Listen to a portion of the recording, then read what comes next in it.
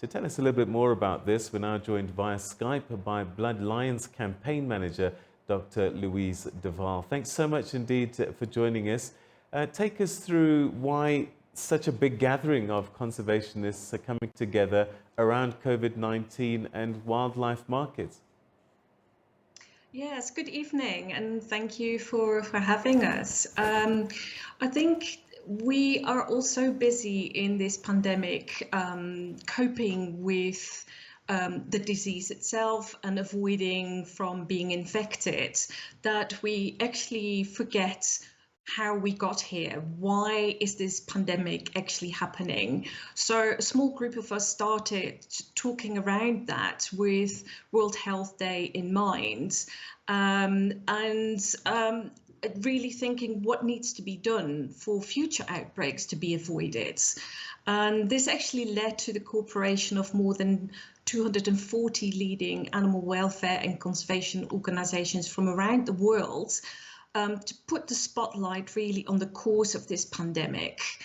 So we wrote to the Director General of the World Health Organization to ask them to publicly state the proven link between live wildlife markets and the serious and established threat to human health. As we probably all know by now, that COVID-19 virus originated in wild animals, and specifically in bats. It was most likely transferred then to pangolin before it was transmitted to humans, and it believed to have happened at a so-called wet market in Wuhan in China. Now, these sort of wet markets are places where very often fresh fish, poultry and meat are sold alongside of live animals that are actually slaughtered on site for food. These markets are very often primarily domestic animals, but also they sell wild animals, wildlife for food. So this includes bats and pangolins and monkeys and all sorts of animals, and they're all kept together in very unhygienic conditions, very crowded conditions. And often these animals actually mingle in their own feces and the blood of the slaughtered animals. So it's a really ideal environment for these sort of pathogens to spread. And that is why we need to push for a global ban on these kind of wildlife markets, because this is where this pandemic has started. So what better day than World Health Day to urge the World Health Organization to recommend that governments worldwide look into permanently banning live wildlife markets and the use of wildlife in traditional medicine to avoid future health threats. Responded to your letter? Sorry, I didn't catch that. Has the WHO responded to your letter? No, we haven't. Unfortunately, we haven't had a response from them yet. The letter has only gone out yesterday, so it is still early days. But yes, we're certainly hoping that they will, because we have to start realizing as well that for South Africa as a country, but for the whole international community, that fighting a global pandemic of this nature, that the cost is just vastly higher than the cost of preventing a future crisis. All right, so now often the media uses terms wet markets and wildlife markets. Can you explain to us what the difference is between those? Yes, there is no real official definition of the two, but wildlife markets is really a combination of where wild and dead animals and animal products are being sold, but they're not necessarily markets where animals are actually being killed as well. Whereas wet markets are those places where there are live and also dead animals, but where animals are actually being slaughtered on site.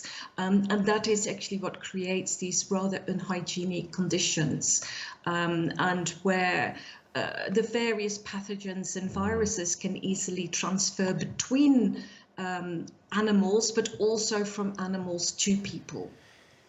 I guess one of the challenges that you will have in this kind of endeavor is crossing lines in terms of cultural practices. What some people might consider abominable, others might say this has been our way for centuries. How do you navigate these tricky shores? It is very difficult, and yeah, no, absolutely. I think what we have to start looking at, though, is it may be cultural for some countries, but this is now affecting our global population. So we have to find a balance between the two, and this. The unregulated nature of these markets as well cannot continue. So something has to be done because these kind of pandemics cannot happen again in future. There have been early warning systems.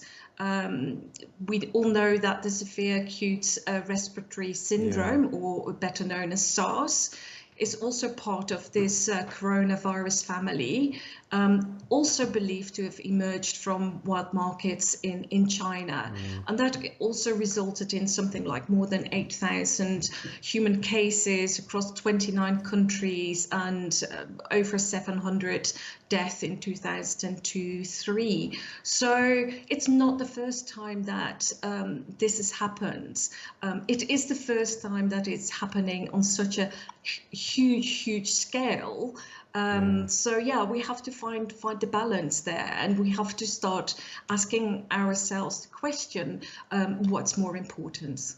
What can ordinary people like you and I do? Is there anything we can do to make sure that these types of viruses don't do what they're doing now and are not spread at these markets and things like that? Yeah, I think the most important thing that we can all do is by not supporting these kind of markets, not supporting captive breeding of wildlife for human consumption.